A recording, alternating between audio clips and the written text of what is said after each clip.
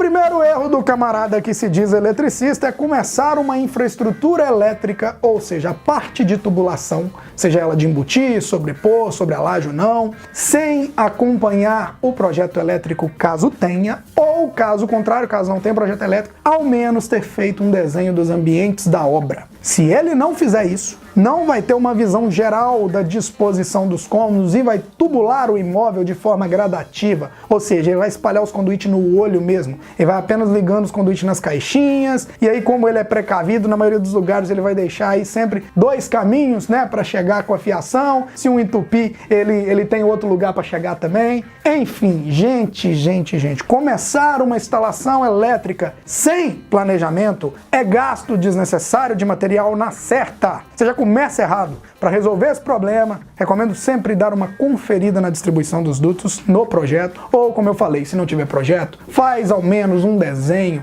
né, que a gente chama de croquis daquela obra, interligando os eletrodutos por cima, numa visão geral, que aí você vai ter uma visão de todos os cômodos e aí você já vai pensando em cada ambiente, como será a divisão de circuitos e vai trabalhando na sua cabeça. Recapitulando então, o primeiro erro está em fazer a tubulação elétrica sem antes ter planejado como ela vai ser, ok?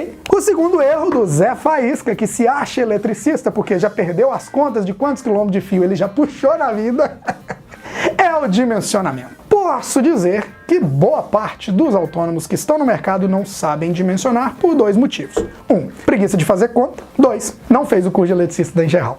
Bom, brincadeiras à parte, o nosso curso eu ensino sim a dimensionar uma casa, né? Para mim, um eletricista profissional tem que saber no mínimo isso. E eu mostro as ferramentas que usamos atualmente para nos ajudar nessa parte. Voltando no ponto do dimensionamento, o erro mais grotesco que eu vejo de alguns eletricistas aí é novamente o excesso de precaução. Por exemplo, a norma fala que a seção mínima para circuitos de iluminação é de 1,5 mm, certo? A gente sabe que, em média, esses cabos eles suportam uns 15 amperes, vamos falar assim, a grosso modo. Aí o eletricista, por conta própria, dimensiona para ligar lâmpadas cabos de 2,5 mm, que em média suportam uns 20, 21 amperes, e na maioria dos casos vai usar lâmpada de LED, que para chegar em 20 amperes tem que ser muita coisa. Eu posso te falar que precisa mais de 150 lâmpadas de LED comuns aí para dar isso. A diferença no preço do metro desses cabos está quase R$1. Se você gastar 2 rolos de 100 metros de cabo 2,5 para iluminação, sendo que 1,5 suportaria na maioria dos casos, você vai pagar quase R$200 a mais, só por causa desse erro grotesco do Zé Faísca que você contratou, bicho. Agora imagina um erro de dimensionamento nos cabos de alimentação da sua casa. Um cabo 16 mm de uma marca de qualidade, lógico, pode estar custando mais de R$15 o metro. Vai dando mole aí pra você ver onde você vai parar contratando o Zé Faísca aí. O terceiro erro chegou. É um erro clássico do profissional contratado à prestação. Profissional contratado à prestação, você já viu isso? Pois é, escuta essa pra você ver, ó. Como que é o cara? Cara, isso é muito comum em obra. Você põe o cara pra trabalhar lá e o dia inteirinho que Deus deu, ele te liga pra pedir material picado, a prestação.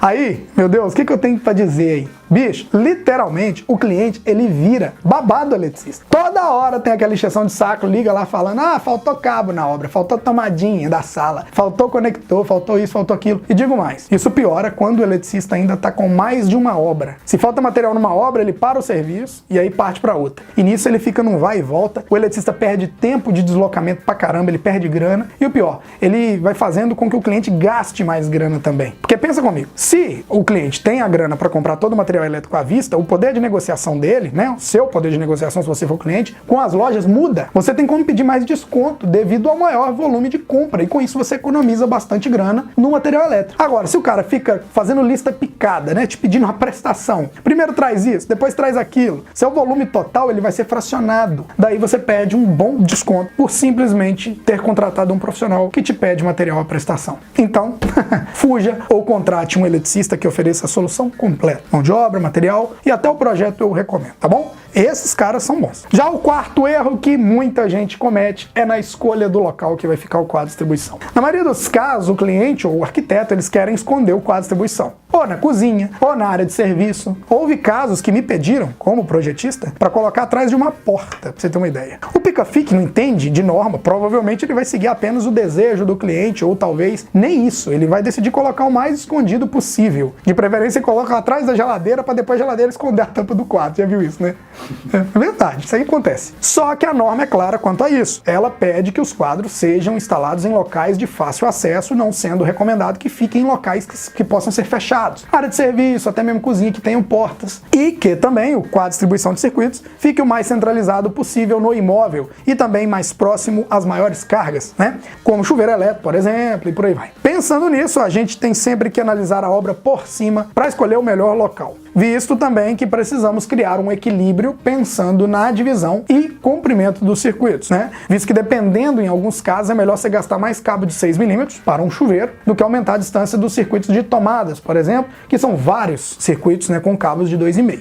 E lógico, né, é bom pensar também na distância do ramal de alimentação por onde vai passar toda a eletricidade da casa, porque pode haver uma queda de tensão, dependendo da distância. Enfim, uma simples escolha errada do local para colocar o quadro de distribuição aumenta o comprimento dos circuitos, com isso gasta mais fio e acaba deixando a instalação elétrica mais cara. É meio que lógico isso, tá? E por fim, o quinto erro do eletricista agora não é só do Zé Faísca ou do pica-fio, agora é um erro que todos nós estamos sujeitos a cometer, só que dá para evitar. É o fato de não cotar material elétrico em lojas diferentes. Eu já trabalhei em lojas de material elétrico e posso dizer que os preços eles variam bastante por causa de marca, período que foi comprado, ou seja, quando que ele foi retirado da fábrica, né? E principalmente agora por causa da pandemia, material elétrico sofreu bastante reajuste. Quando um eletricista já fecha o primeiro orçamento com a primeira loja sem cotar em ao menos mais um lugar, isso pode dar muita margem de erro para ele e consequentemente para o cliente dele, que vai estar pagando por isso. Atualmente, Charlão aqui da Engerrol, ele deu um exemplo de ter cotado o material em 3 lojas diferentes, que é um praxe nosso. O simples fato de ter trocado a linha de tomadas, a marca, por uma marca de mesma qualidade no nosso ponto de vista, só que mais barata, trouxe uma economia de quase R$300 para o cliente. E o Charles, não é bobo nem nada, né, usou isso para acabar convencendo o cliente sobre a importância de instalar o dispositivo DR em casa. O cliente fechou o orçamento com ele usando a linha de tomadas mais em conta e ainda topou instalar todos os dispositivos de proteção que a gente recomendou. E isso eu considero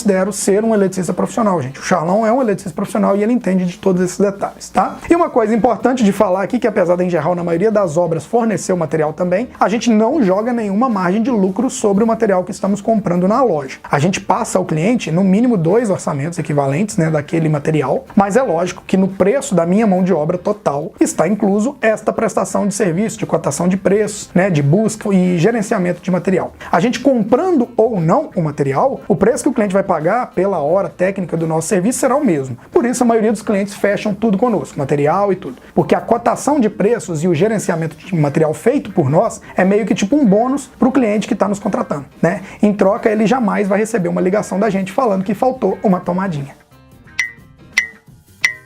Agora fala pra mim, né, na sua opinião, fora os 5 erros que falamos acima, qual outro erro do eletricista aí deixa